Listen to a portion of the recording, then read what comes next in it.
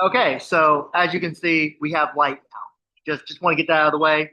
Fonte Hill, if you're watching this, He got it. we You we got have better the than light. We like have light. yeah. Secondly, the Warriors won a basketball game, broke a four-game losing skid. Yeah. Could not actually say that they played well. They did not play well. No. They were missing Kristaps Porzingis. Will Richard was out for reasons that Steve Kerr did not want to explain. Yeah. Keith Um, Santos Santos with managing his injury, the pelvic contusions, resting him up. Steph plays 25 minutes, which is the only watchable 25 minutes Yeah, of every game. this was a hard one, guys. Not much analysis to be gotten from when Killian Hayes scores. How much did he score? 18 points on the Warriors. 18 points. Killian God, Hayes, the next James Harden, according to some on the internet. gosh. Not me. Not me. Okay. The game was the game. They won. Cool. Doesn't Steph's really fine. His knee's fine. We talked, but Steve said he was fine. So fine. Who doesn't really matter. This game doesn't. they could have won. They could have lost by 40. Wouldn't have mattered. Like Yeah. it's the fact is like they're stuck in the play-in. They actually clinched the 10th seed. Like they're stuck in the 10th seed with the Clippers winning tonight. Right. So just, I mean, that was all. I mean, the math was also not going to work out anyway if they were still available to get the ninth seed. Right. So this game was pretty Pretty meaningless. meaningless. And I was going to try to add some sort of significance to this. I wrote my story at the San Jose Mercury News, East Bay Times, Bay Area News Group. The Warriors came into this game with one objective, and that was not to win. No, It was yeah, not to play well. It was to keep Steph Curry healthy, and yeah, they did that. yeah. We think. Pretty sure. We're Yeah, pretty yeah. sure. He looked fine, and it's basically like a an advanced scrimmage for him It felt tonight. like a preseason game. Yeah, I mean, yeah. like, the guys were out.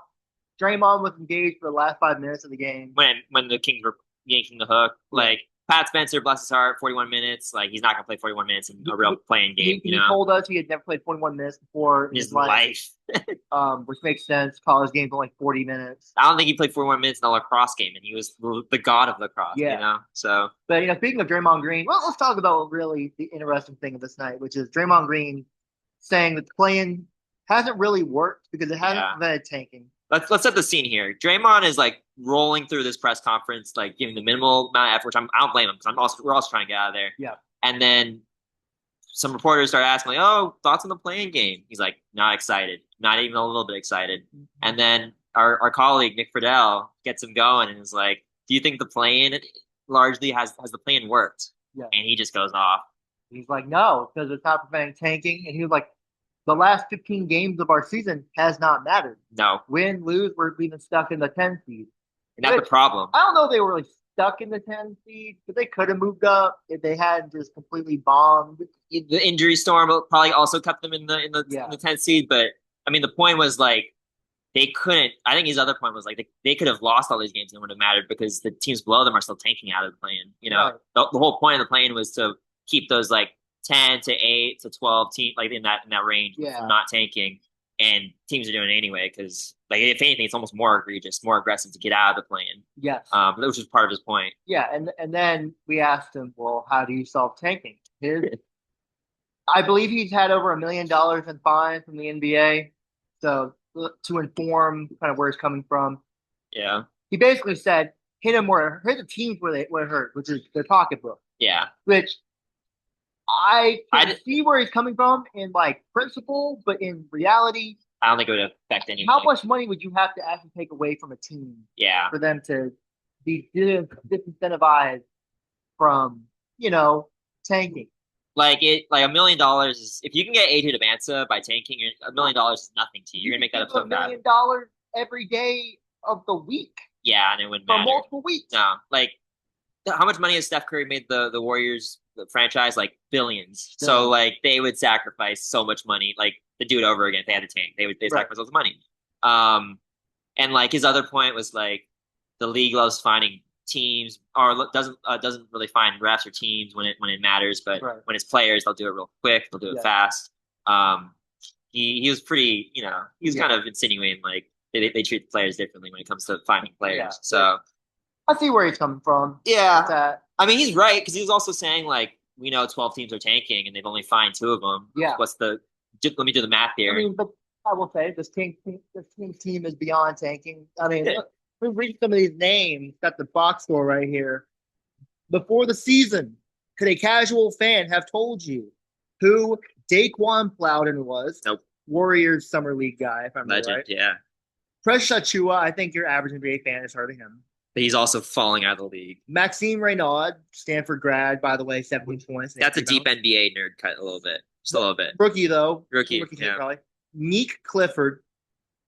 I like Neek Clifford, but again, that's a deep cut nerd thing. Devin Carter. Kind of busted out. Dylan Cardwell. And then you've got some guys who I would have been excited about in 2020.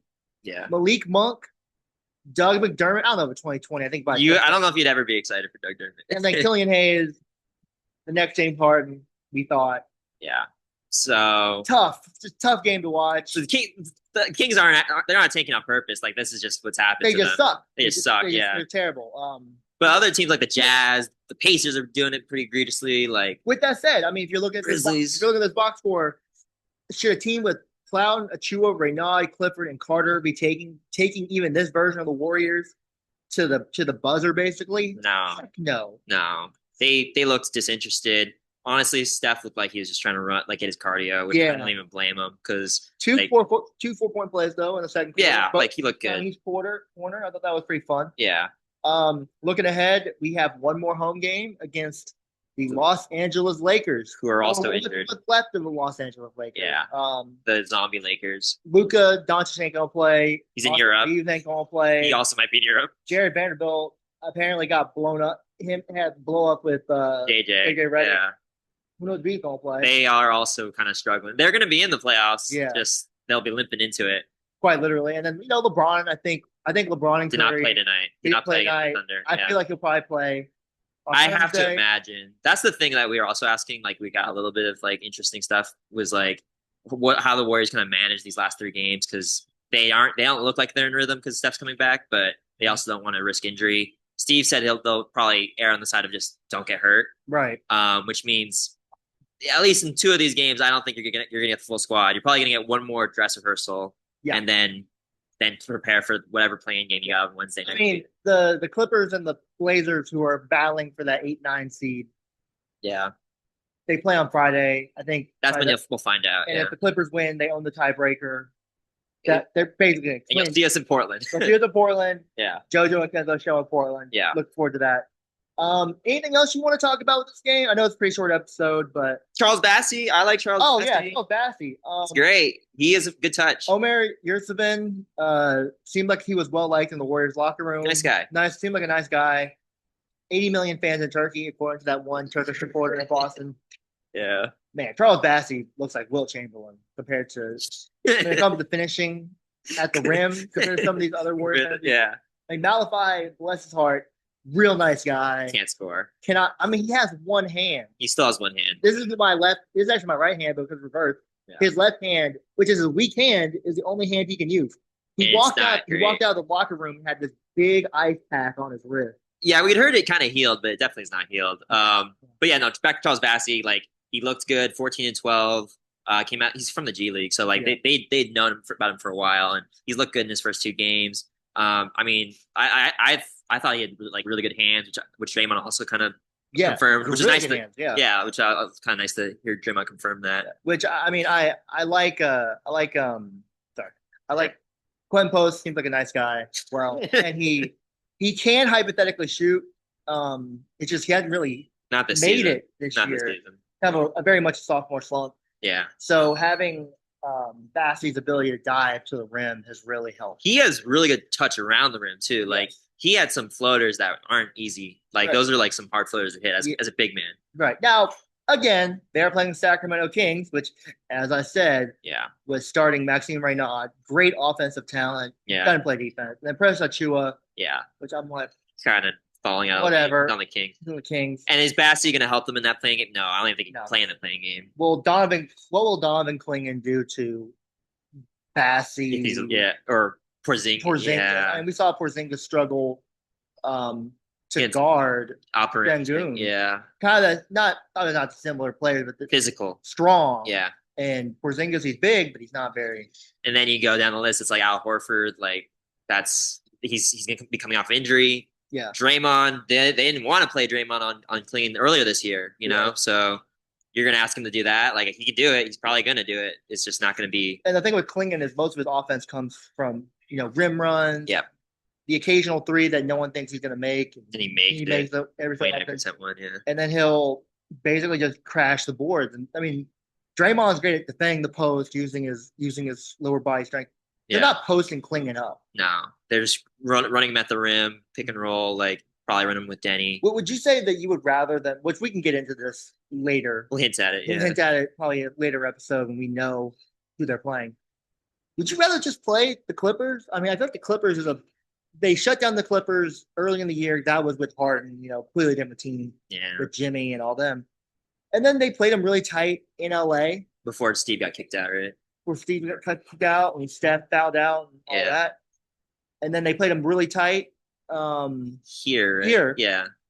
Draymond did a great job on just making life tough for Kawhi. I feel like they just match up better with the Clippers than they do. Yeah, I would like. But the problem is the Clippers have the Terminator and Kawhi Leonard. They got real playoff experience on that team. And Ty Lue, I would say, like, Tiago's been great this year. I think Ty Lue is probably a much better playoff playing one-game coach.